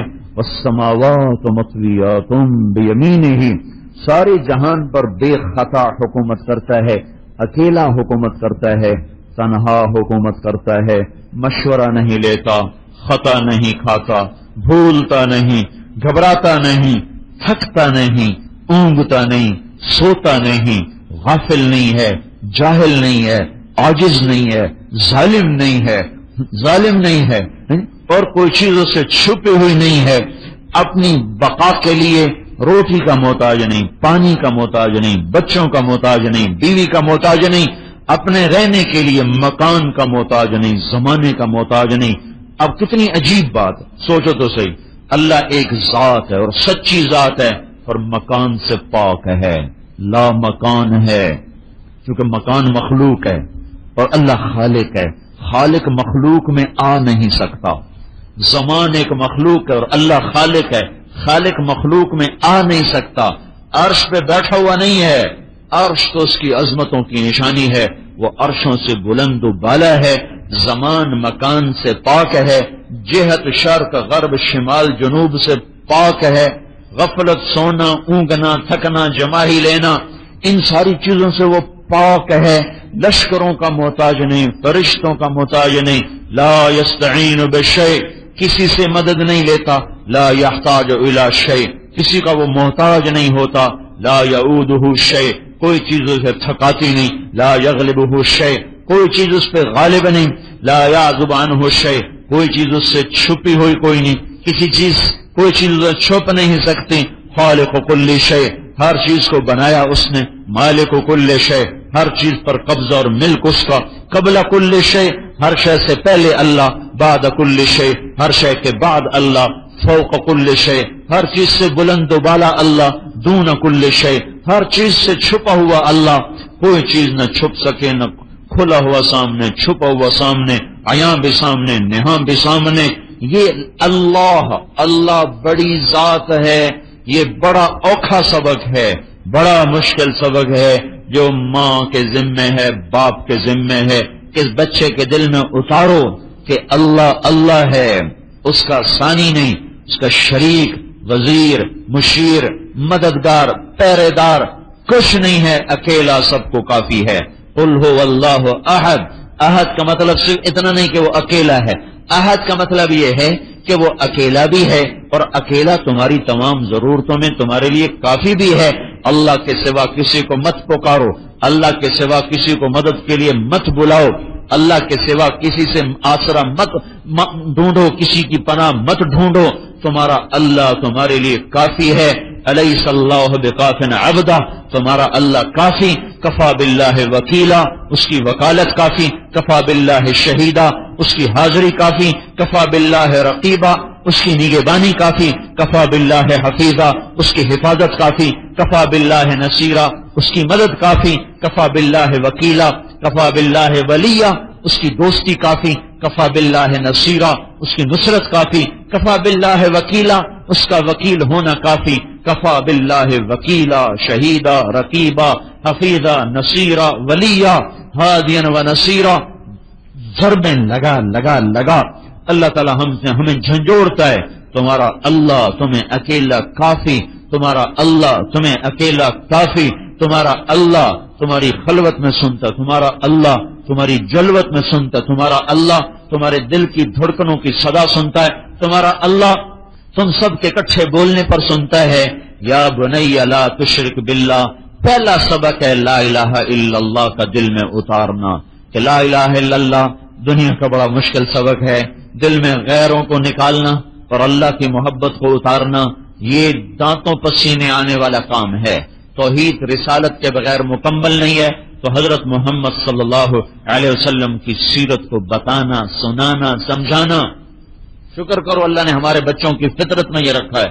میں گھر میں تعلیم کراتا تھا میں بیمار ہوا 2 مہینے کے لیے گھر میں رہا, بچے سارے اکٹھے ہو جاتے, میں ان کو سنا تھا, پھر وہ تھوڑی دیر میں تنگ پڑ جاتے تو میں نے طریقہ سوچا میں ان کو حضور کی کہانی سنایا. اس کہانی کے انداز میں نے اپنے نبی کی سیرت کو سنانا شروع کیا.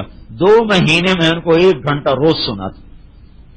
وہ ایسے متوجہ ہو گئے کہ میں کبھی مہمانوں میں مصروف ہوتا تو مجھے پکڑ کے لے آتے کہ ابھی چلو وقت ہو گیا, تعلیم کا وقت ہو گیا, چلو. تو 2 مہینے مسلسل میں انہیں سناتا رہا, اور وہ جب میں کہتا باقی آئندہ, وہ کہتے نہیں تھوڑا سا اور سنا دیں, میں کہ نہیں باقی کل, تھوڑا سا اور سنا دیں. جس دن میں نے حضور کی وفات کا قصہ سنایا, آخری دن حضور کی وفات کا جو قصہ سنایا, تو میرا اس وقت بھتیجا تھا 5 سال کا, تو اپنی ماں کے گلے لگ کر اتنا رویا کہ سارے رونے لگے. وہ یوں بس یہ کہتا جا رہا تھا ہمارے نبی کیوں فوت ہو گئے, ہمارے نبی کیوں فوت ہو گئے, ہمارے نبی کیوں فوت ہو گئے. میں اس دن حیران ہوا کہ اللہ نے کتنا کرم کیا ہے جس نے ہمارے بچوں کے خمیر میں بھی, جانتے بھی نہیں کہ نبی ہے کون, پھر بھی ایسی محبت کو ڈال دیا ہے اور ایسا اندر خمیر میں گوند کے رکھ دیا ہے لا الہ الا اللہ محمد رسول اللہ کو. یہ ماؤں کے ذمے ہے اس کو پانی لگانا, اس بیج کو درخت بنانا یہ ماں باپ کے ذمے ہے, اس کے لیے اپنی جانوں کو کھپانا, اس کے لیے وقت نکالنا پڑتا ہے. نبی کی سیرت سناؤ, بچے کہتے ہیں اماں مجھے کہانی سناؤ, چھوٹا بچہ کہے گا کہانی سناؤ, اب وہ شروع ہو جائیں گی کبھی کوئی کہانی کبھی کوئی کہانی. انہیں نبیوں کی کہانی سناؤ, انہیں حضور کی کہانی سناؤ, انہیں جنت کی کہانی سناؤ, انہیں جہنم کی کہانی سناؤ. بڑے ہو گئے تو استغفار کرو کہ کیوں نہ یہ کام کیا. چھوٹے اگر بچے ہیں جن عورتوں کے, تو ان کے ساتھ یہ کام کریں کہ ان کے اندر یہ اللہ اس کے رسول کی محبت کو ان کے اندر پیوست کریں. یہ مدرسوں سے چیز حاصل نہیں ہوتی, اسکولوں سے. اسکول تو پہلے ہی مذبح خانے ہیں. چھوٹی چھوٹی بچیاں ننگی بازار جا رہی تھی تمہارے اسکول, ماؤں نے فراق پہنا کے اسکول بھیجا ہوتا ہے, ساری ٹانگیں ننگی, سر ننگا, ٹانگیں ننگی. کہاں بھیج رہی ہو ان کو؟ تمہیں اللہ پکڑے گا نہیں, یہ تمہاری اولاد قیامت کے دن تمہارا گریبان پکڑ گئے. یا اللہ انہوں نے ہمیں ننگا کیا تھا, پہلے ان کو دوزخ میں ڈال پھر ہمیں دوزخ میں ڈال.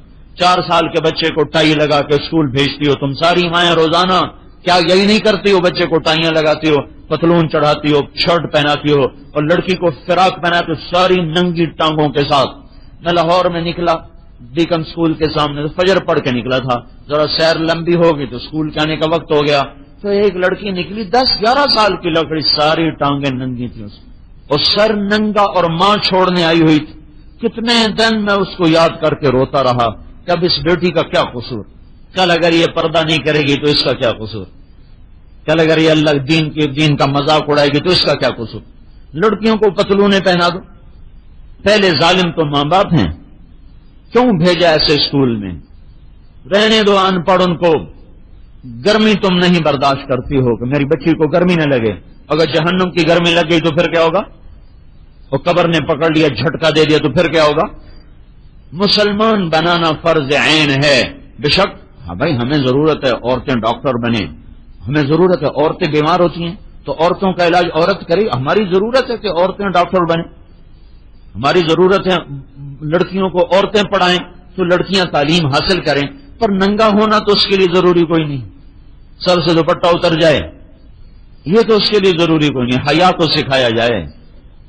کیا بتاؤں, ہماری جماعت تھی امریکہ, تو ڈاکٹر کرنل امیر الدین ہمارے ساتھ تھے. کولوراڈو میں ایک کلب تھا, مسلمان کا ایک بدبخت کا کلب تھا, اس میں ننگا ڈانس ہوتا تھا. ننگا ایک لڑکی اسٹیج پہ ننگی ناچتی تھی, ایک ڈرم بجاتا تھا وہ ناچتی تھی. تو وہ بوڑھے آدمی تھے, وہی گئے کلب میں چلے گئے, عمر ان کی 70-80 سال. تو وہ سارے بیٹھے, دیکھنے والے بھی مسلمان تھے, تو وہ شراب پی رہے تھے. تو انہوں نے ان کو جمع کر کے نا دعوت دینا شروع کر دی. وہ تو نشے میں تھے, کوئی ہوں کر رہا کوئی ہاں کر رہا. وہ لڑکی جو تھی نا وہ نیچے اتری اور جو ٹیبل کلاتھ ہوتے ہیں نا میز کے اوپر پڑے, اس نے وہ لیے اور اپنے اوپر باندھ لیے, نیچے بھی اوپر بھی, اور آ کر کرنل صاحب کے پیچھے کھڑی ہوگی. اس کو پتا, کرنل صاحب کو نہیں پتا کہ پیچھے آ کے وہ کھڑی ہوگی. جب بات ختم ہوئی تو انہوں نے کہا سمجھے ہو؟ تو اس نے پیچھے سے کہا یہ نہیں سمجھے, میں سمجھ گئی ہوں, مجھے بتاؤ کیا کرنا ہے. انہوں نے کہا ہم دنیا اور آخرت کی نجات کا بول ہے لا الہ الا اللہ محمد رسول اللہ, مجھے پڑھاؤ. اس نے کلمہ پڑھا, کہا یہ میرا خامد ہے, وہ جو ڈرم بجانے والا تھا, اس کو بھی پڑھاؤ. وہ بھی دونوں مسلمان ہو گئے. تو 3-4 دن وہاں جماعت تھی, تو وہ دونوں میاں بیوی آتے رہے, سنتے رہے. جب جانے لگے تو ان کو اسلامک سینٹر کا ایڈریس دے دیا کہ یہ ایڈریس ہے، یہاں سے رابطہ رکھو، کوئی مسئلہ ہو تو پوچھ لو۔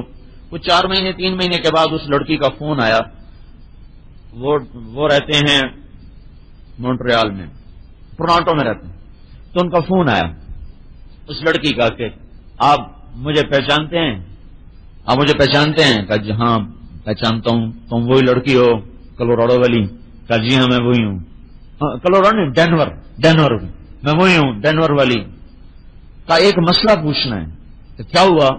آپ کے جانے کے بعد ہم دونوں میاں بیوی مسلمان ہو گئے تھے، تو میں جب ناچا کرتی تھی تو ایک رات کا $500 لیا کرتی تھی، تو میں نے تو پھر کام چھوڑ دیا، میں گھر میں بیٹھ گئی، میرے خامن نے نوکری کر لی، تو اب وہ $40 روز کا لاتا ہے، $500 سے $40۔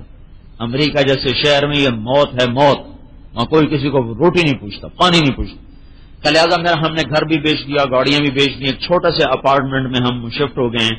تو میرا خامن جاتا ہے، نوکری کر کے آتا ہے، تو شام کو ہم دونوں میاں بیوی نکلتے ہیں اپنے رشتہ داروں کو تبلیغ کرنے، دعوت دینے کے، شاید کوئی مسلمان ہو جائے۔ اب ہمیں بس میں سفر کرنا پڑتا ہے، تو میں بس میں بیٹھی تھی اور اگلی سیٹ کی جو پیچھے وہ ٹیپ ہوتی ہے اس پر میں نے ایسے ہاتھ رکھا ہوا تھا، ہاتھ تو بس کو نے لگائی اچانک بریک، تو میرا جو کرتے کا آستین تھا وہ سرک کے نا ایسے نیچے آ گیا، تو میرا چوتھائی کوئی ہاتھ ننگا ہو گیا، تو اس پر اب میں دوزخ میں تو نہیں جاؤں گی۔ اور یہ کہہ کر وہ رونے لگے، پھوٹ پھوٹ کے رونے لگے۔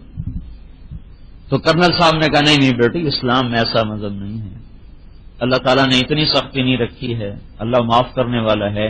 یا بالکل ننگی ہو کے ناچ رہی ہے، یا چوتھائی بازو کلائی ننگی ہونے پر وہ رو رہی ہے، یہ تربیت ہے، یہ ایمان ہے۔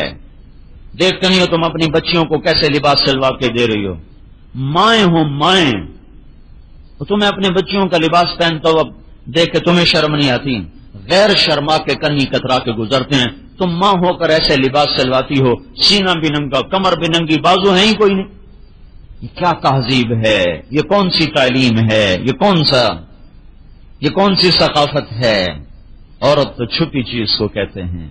حضرت فاطمہ رضی اللہ تعالیٰ عنہ کے انتقال کا وقت آیا تو انہوں نے ارشاد فرمایا اپنی خادمہ کو میرے لیے غسل کا پانی رکھو، انہوں نے پانی رکھا، پھر فلاں جوڑا میرا کپڑا نکالو، وہ نکالا، نہا کے کپڑے بدل کے فرمایا چارپائی بیچ میں کرو، انہوں نے بیچ میں کر دی، لیٹ کر منہ قبلے کی طرف کر کے کہنے لگی اب میں مر رہی ہوں۔ حضرت علی موجود نہیں تھے، میں مر رہی ہوں، علی کو کہہ دینا میرا غسل ہو گیا ہے، میرا اب کندھا بھی کوئی ننگا نہ کرے، مرنے کے بعد میرا کندھا کوئی ننگا نہ کرے۔ جوان بچیوں کے کیسے گلے کھلے ہوتے ہیں کہ ننگے ہونے کی طرف نسل بڑھتی چلی جا رہی۔ مغرب کی عورت نے ننگا ہو کے کیا پایا ہے؟ مغرب کی عورت بازار میں آ کر اس نے کیا دیکھا ہے؟ نہ وہ ماں رہی، نہ بیوی رہی، نہ بیٹی رہی، نہ بہن رہی، کچھ بھی نہ رہی، گرل فرینڈ بن گئی، جب جی بھر گیا کک مار کے باہر ڈال دیا، باہر پھینک دیا۔ اس کی 1792 میں ایک عورت تھی لندن، اس کا نام تھا میری والسٹون کرافٹ، اس نے سب سے پہلے آزادی نسواں پر کتاب لکھی تھی، عورتوں کو آزاد کرو آزاد کرو۔ اس آزادی کی وہ قیمت دینی پڑی کہ سب کچھ لٹ گیا۔ اور 1998 میں اسی انگلینڈ میں سروے کیا گیا، عورتوں سے پوچھا گیا تم گھر کی خاتون بننا چاہتی ہو یا یہی بازار والی؟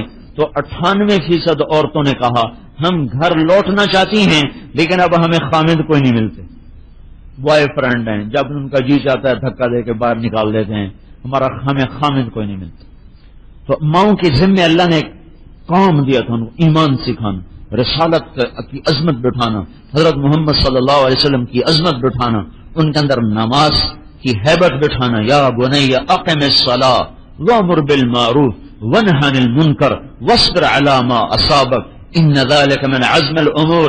ان ساری عورتوں سے کہتا ہوں سورہ لقمان کا یہ رکوع زبانی یاد کرے، یہ سارے باپ جو بیٹھے ہوئے ہیں ان سے کہتا ہوں یہ لقمان سورت کا یہ رکوع یاد کرو، اس میں اولاد کو کیا بنانا ہے وہ اس میں لکھا ہوا ہے، اولاد کو کن بنیادوں پہ کھڑا کرنا وہ اس میں لکھا ہوا ہے، یہ تم کر دو، آگے تم ہدایت نہیں دے سکتے، ہدایت تو اللہ دیتا ہے، ہادی اللہ ہے لیکن محنت تو ہمارے ذمہ ہے، ہادی اللہ ہے، دل اللہ پلٹا دے گا، پر ہم کوشش تو کریں۔ یہ بنیادیں ہیں، ایمان بناؤ، اور انہا ان تک مثقال حبۃ من خردل، یہ اللہ تعالیٰ نے آخرت جزا سزا کا احساس ان کے اندر پیدا کرو۔ نماز کا احساس پیدا کرو، تبلیغ کا احساس پیدا کرو، صبر سکھاؤ ان کو، اخلاق سکھاؤ ان کو. لا تصعر خدک للناس، بدتمیز بن کے بات نہ کر، بدتمیز بن کے بات نہ کر، کسی کے گلے نہ لگ جا، کسی کو جھپٹ کے نہ پڑ جا. اور لا تمشی فی الارض مرحا، اکڑ کے مت چل. واقصد فی مشیک، چال میں عاجزی رکھ، تواضع رکھ. واغضض من صوتک، آواز میں پستی رکھ. آواز تو مرد بھی اونچی کرے تو اللہ کو ناپسند ہے، اگر عورتیں گلا پھاڑ پھاڑ کے بولنا شروع کر دیں تو اور زیادہ اللہ کے دربار میں بری چیز ہے اور بری آواز ہے. کہ آواز کی پستی، نظر کی پستی اور زبان میں میٹھا بول. پھر ماں باپ کا حق سمجھایا اور اس کے ساتھ وصینا الانسان بوالدیہ، تیرے ماں باپ کا تیرے اوپر حق ہے. حملتہ کرہا ووضعتہ کرہا، تیری ماں نے تجھے دکھ میں اٹھایا، دکھ میں جنا، دکھ میں تجھے پالا، تو تیری ماں کا تیرے اوپر حق ہے کہ ان کے آگے اف بھی نہ کر، ان کے آگے چوں بھی نہ کر، ان کے آگے ہائے تو بڑی بات ہے، ان کے آگے چوں بھی نہ کرو، سر جھکا دو، ان کے سامنے زخمی پرندے کی طرح گر جاؤ. کہ جو اللہ کے نبی نے فرمایا ماں باپ ظلم بھی کریں تو سہ جاؤ، ظلم بھی کریں تو سہ جاؤ، زیادتی بھی کریں تو سہ جاؤ. تو ان کے سامنے اف مت کرو. یہ اولاد کو سمجھایا، وہ ماں باپ کو سمجھایا. اس لیے بھائیو، ہماری عورت گھر میں بیٹھ کے فارغ نہیں ہے، کام ہے بہت زیادہ. لیکن وہ نظام ہی بدل گیا، بچے اسکول بھیج دیتی ہیں، خوش ہوتی رہتی ہیں، پھر وہ آتے ہیں تو وہ ٹی وی پہ بیٹھ جاتے ہیں، یا ٹیوشن ماسٹر پکڑ لیتا ہے، یا کوئی قاری صاحب پکڑ لیتا ہے، یا ٹیوشن سینٹر پکڑ لیتا ہے، یا کوئی ٹیوشن والا پکڑ لیتا ہے. شام کو ٹی وی چل جاتا ہے، کیبل چل جاتا ہے، اماں بھی بیٹھی، ابا بھی بیٹھا، بچے بھی بیٹھے. تو نہ ماں کو یاد رہا نہ ابا کو یاد رہا کہ ہم نے ان کو کس انداز پہ چلانا ہے، کدھر لے جانا ہے، کہاں ان کو اٹھانا ہے، بٹھانا ہے. تو وہ ایک جنگل کے درخت کی طرف پروان چڑھتے ہیں جس میں کانٹے ہی کانٹے ہوتے ہیں. حضرت علی سے کسی نے پوچھا حسن کیسا ہے آپ کا بیٹا؟ تو آپ نے فرمایا جب رات کو چلتا ہوں تو میرے آگے چلتا ہے کہ کوئی غار ہو تو میرے اوپر ہو، میرے باپ پر نہ ہو. جب دن میں چلتا ہوں تو میرے پیچھے چلتا ہے کہ آگے تو میں خود دیکھ رہا ہوں، تو میرے پیچھے چلتا ہے کہ پیچھے سے کوئی وار ہو تو میرے اوپر ہو، میرے باپ پر نہ ہو. جس گھر میں بیٹھا ہوں اس کی چھت پہ نہیں چڑھتا کہ باپ سے اوپر نہ ہو جاؤں. میرے ساتھ کھانے پر بیٹھتا ہے تو جب میں نوالے کی طرف اس کو سالن کی طرف ہاتھ بڑھاتا ہوں تو اپنا ہاتھ پیچھے کر لیتا ہے، پتہ نہیں میرے باپ کو کون سی بوٹی پسند آئے، کہیں میں نہ اٹھا لوں. تو میں اپنا ہاتھ پیچھے کرتا ہے، جب میرا ہاتھ سالن سے باہر نکلتا ہے پھر اپنا ہاتھ سالن کی طرف بڑھاتا ہے. جب میں روٹی کی طرف ہاتھ بڑھاتا ہوں تو اپنا ہاتھ پیچھے کر لیتا ہے، پتہ نہیں کون سا نوالا روٹی کا ٹکڑا میرے باپ کو پسند ہو. کہ یہ ہے میرا بیٹا حسن. ایسی اولاد اگر اللہ دے دے تو 10 بھی ہوں 20 بھی ہوں تو برکت ہے، اور ایک ہو اور ہو بدبخت نافرمان تو مصیبت ہے. دیکھو ہمیں تمہیں یہ دھوکہ دے رہے ہیں کم بچے خوشحال گھرانہ، چھوٹا خاندان زندگی آسان. یاد رکھو میرے بھائیو بہنوں، چھوٹے خاندان سے زندگی آسان نہیں ہوتی، دیندار خاندان سے زندگی آسان ہوتی. بچے نیک ہوں زندگی آسان ہے، بچے نافرمان ہوں آگے گلے کو پکڑیں اور ماں کے آگے بکواس کریں، باپ کو آنکھیں دکھائیں تو وہ کیسے زندگی آسان ہو سکتی ہے؟ ایک ہی بیٹا نافرمان نکلا تو زندگی کیا ہوئی؟ گجران والے کا ایک بڑا ذمہ دار ہمارا دوست میرے سامنے آ کے 8 آنسو جی ہکو ہے ساپ ورگا ہے، ہکو تو ہے ساپ ورگا. تو اب یہ کیا راحت پہنچی اس کو؟ کم بچے خوشحال کرانا. کریو سمجھیندیاں مار گھتے، سمجھیندیاں مار گھتے کوئی دا کرو اسا تو مر گئے تھاں، اسا تو مر گئے تھاں. کم بچے خوشحال کرانا. ایک بیٹا ایک بیٹی قدرتی ہے، انہوں نے کچھ کیا نہیں. بعض نسلوں میں اولاد تھوڑی ہوتی، قدرتی ایک بیٹا ایک بیٹی، اور جائیداد بھی کافی ہے، زمین زراعت بھی ہے، تجارت بھی ہے، شہر میں بھی ہے. وہ کہہ رہا سا تھا مر گئے کوئی ساڈا کرو. پھر ہم نے اس کو لیا، بہلایا پھسلایا، اپنے ساتھ چلا چلا چلا چلا. ہر مہینے 15 دن ساتھ لے جاتے، کبھی وہ سو رہا ہے کبھی اٹھ رہا ہے. کچھ نہیں کہا جی میں مری جانا، جا بھائی میں بھور بن جاؤں، جا بھائی. اللہ تعالیٰ نے ایسا بدلا، ایسا داڑھی بھی آ گئی، ٹوپی بھی آ گئی، ماں باپ کی اطاعت بھی آ گئی، فرما برداری بھی آ گئی.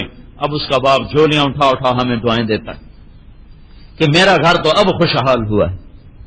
تو بھائیو میری بہنوں، اس دھوکے سے نکلو. کم بچے خوشحال گھرانا نہیں، نیک بچے خوشحال گھرانا.